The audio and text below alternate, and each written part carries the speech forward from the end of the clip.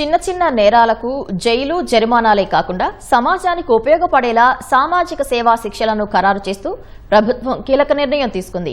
జైళ్లపై భారాన్ని తగ్గించడంతో పాటు చిన్న చిన్న తప్పులకు పాల్పడే వారిలో పశ్చాత్తాపం కలిగించి వారిని సమాజం పట్ల బాధ్యతాయుతంగా మార్చడమే ప్రధాన లక్ష్యంగా సామాజిక సేవా శిక్షలను ఖరారు చేసి నోటిఫికేషన్ విడుదల చేసింది. నేర తీవ్రతను బట్టి 1 రోజు నుంచి 31 రోజుల వరకు లేదా 40 నుంచి 240 గంటల వరకు ఈ సామాజిక సేవను శిక్షగా విధించవచ్చు.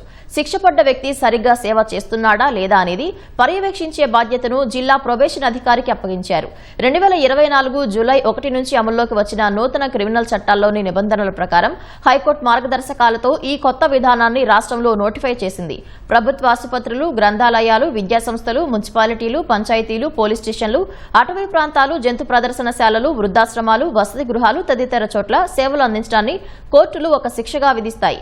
ఈ మేరకు గెజెట్ నోటిఫికేషన్ ప్రచురిస్తూ హోంశాఖ ముఖ్య కార్యదర్శి కుమార్ విశ్వజిత్ ఉత్తర్వులు జారీ చేశారు.